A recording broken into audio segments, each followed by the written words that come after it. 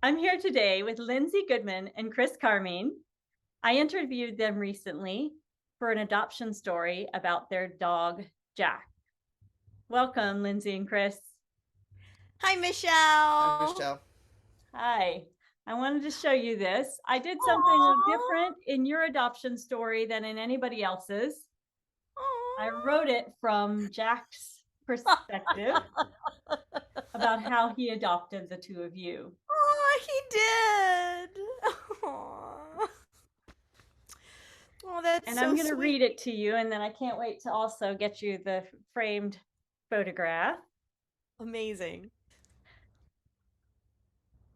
The Adoption of Lindsay Goodman and Chris Carmine by Jack the Bichon. My parents, Chris and Lindsay, got married in June and moved into their house in July. Instantly, my mom was doggedly determined to find a Bichon boy. Both of my parents are allergic to dogs, and my dad had never known that there were hypoallergenic dogs. But in the first grade, when mom asked for a pet, her parents got her a Bichon, King Cloud Pufnstuf Goodman.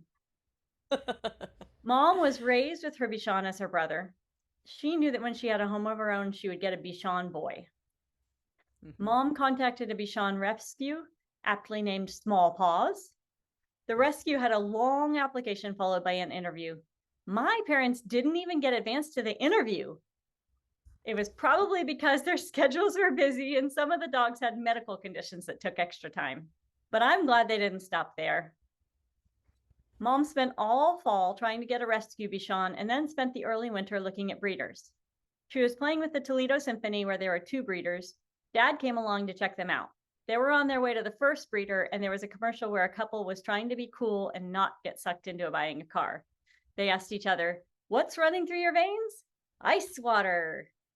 Mom and Dad were repeating that to themselves as they got to the first breeder. "What's running through your veins?" "Ice water."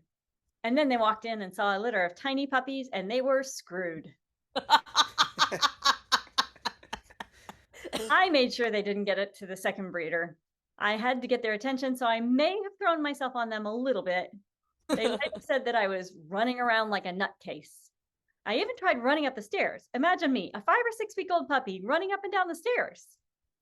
Once they brought me home, I wouldn't go on stairs at all. I much preferred for my parents to carry me up and down. This lasted a couple of months until they put treats on each little step to coax me up. I took my time learning how to climb the stairs, and that worked out pretty well for me. The breeder and I wanted them to take me home the day we met, but Dad's band was playing the Rose Parade and Mom was working for his band. They didn't want to adopt me and then leave me home for a week. When they left, I ran to the storm door and watched them leave wearing my saddest look with my little dainty paws against the glass. There was a Steelers poster behind me and they had mentioned they were fans. So I framed my face right over the Steelers logo and I think they took that as a sign.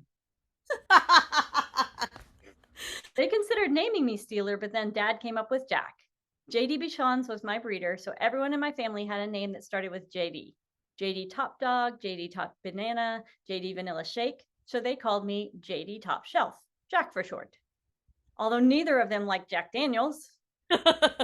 When I met my mom's mom, she asked, "Why are you naming the dog after your grandfather?"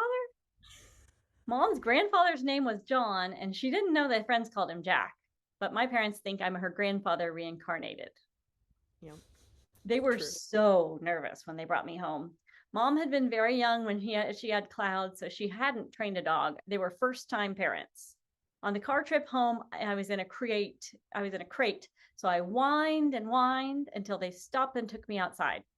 It was January and it was cold. I stood there crying and shaking until Mom held me on her lap the rest of the trip. They didn't know it yet, but they were being trained. Speaking of training, Mom had read a lot of books. She had read that you were supposed to put food down and make me wait to eat until she said go. Well, that wasn't going to happen. The shaking and whining had worked so well the first time that I tried it again. No more waiting for food, and I got to eat whatever I wanted. Unless, of course, I was allergic to it. Right. They were going to train me to sleep in a crate instead of their bed. They put a clock in the crate to sound like a heartbeat, but I cried all night, so they couldn't sleep.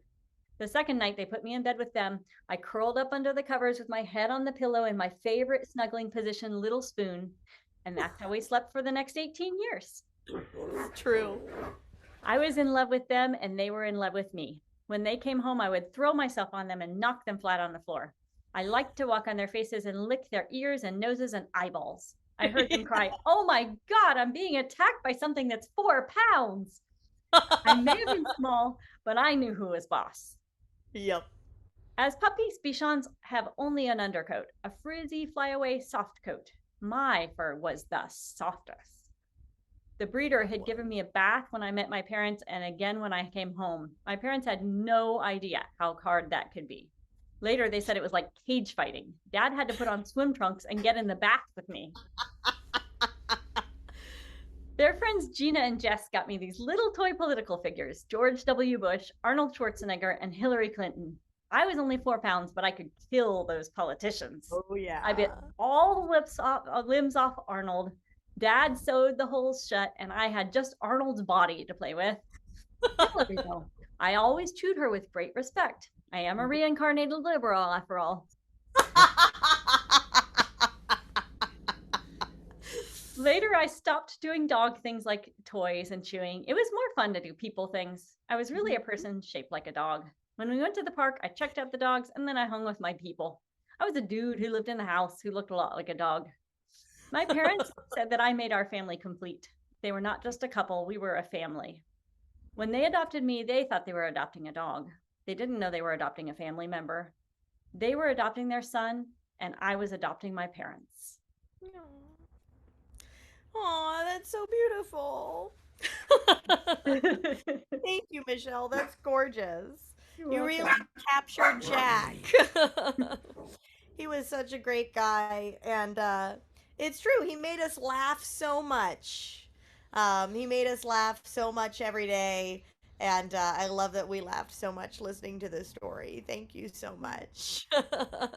Thank you for sharing with me and for opening up to talk about this.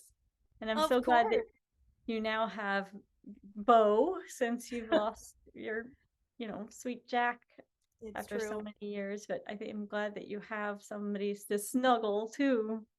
We appreciate that too. Yeah, 18 years we had our son Jack, and he was just the best. And so yeah, it's true to form. Here we are with another Bichon boy, and we look forward to doing his adoption story with you. Oh, thank you. That would be wonderful.